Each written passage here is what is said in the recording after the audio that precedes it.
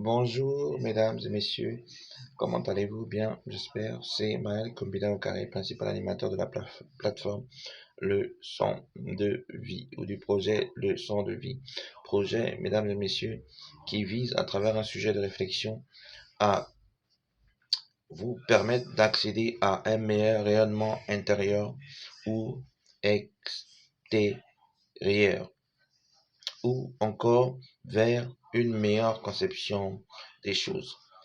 Le sujet du jour, mesdames et messieurs, c'est la générosité a ses limites dans la vie. Je répète, la générosité a ses limites dans la vie. Et et cela, mesdames et messieurs, il faut que nous le comprenions.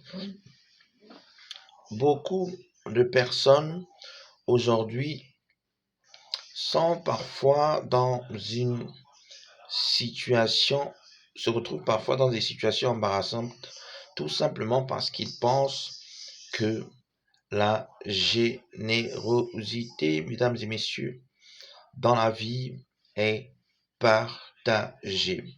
Tout simplement parce que, mesdames et messieurs, beaucoup se contentent de ce que la vie a à leur donner. Beaucoup se contentent de ce que la vie a à leur donner et se suffisent de cela.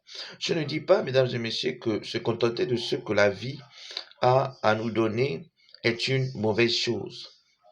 Bien au contraire, cela peut être une bonne chose dans la plupart des cas. Mais dans certains cas exceptionnels, mesdames et messieurs, cela ne nous arrange pas toujours, tout simplement parce que la vie ne nous donne pas toujours tout ce dont nous avons besoin. La vie ne nous fait pas toujours don de tout ce que nous avons besoin. Autrement dit, la vie n'est pas aussi généreuse qu'on peut le penser. Aussi, mesdames et messieurs, que faire dans ce cas?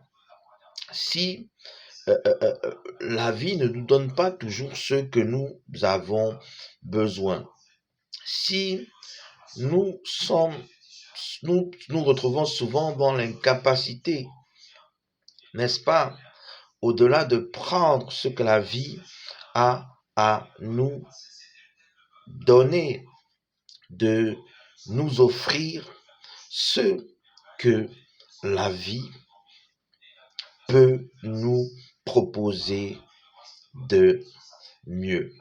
Eh bien, mesdames et messieurs, nous devons tout simplement comprendre que si, mesdames et messieurs, la vie ne nous fait pas don de certaines choses qui peuvent améliorer notre quotidien, de certaines choses qui peuvent euh, euh, euh, nous permettre d'avoir accès à un certain nombre de besoins fondamentaux ou vitaux, nous devons comprendre que nous ne devons pas nous limiter à cet état des choses. Mais nous devons, mesdames et messieurs, tout faire pour satisfaire nos besoins, notamment en nous offrant, surtout si nous avons la capacité de nous les offrir, ces choses-là, en nous offrant ce que la vie peut nous proposer de mieux. Nous pouvons nous les offrir, mesdames et messieurs, à travers un certain nombre de moyens. Cela peut être des moyens intellectuels, cela peut être des moyens spirituels, cela peut être des moyens euh, euh, euh, financiers ou encore des moyens matériels. Il est important que nous comprenions, mesdames et messieurs, que la vie ne nous donnera pas toujours tout ce qui nous revient de droit. Et si c'est le cas, mesdames et messieurs, nous devons arracher à la vie que ça soit par la ruse ou par la force, sinon prendre part à la vie autant pour moi ce qui nous revient de droit. Car le droit, mesdames et messieurs, est une chose vitale pour quelqu'un. Le droit, mesdames et messieurs, est une chose fondamentale pour quelqu'un. Et je trouve tout à fait injuste que certains d'entre nous ne bénéficient pas de leurs droits légitimes, que certains d'entre nous ne bénéficient pas de leurs droits vitaux ou fondamentaux légitimes. Souvent cela arrive, mesdames et messieurs, parce que en réalité, la vie n'est pas aussi généreuse que nous le pensons. Encore, la vie ne se montre pas toujours aussi généreuse avec chacun de nous de la même manière. Aussi, nous devons comprendre, sinon apprendre à forcer les choses. Aussi, nous devons apprendre à défoncer les murs. Aussi, nous devons apprendre à ne pas rester limité sur euh, euh, euh, euh, euh, ce que la vie veut bien nous imposer ou sur ce que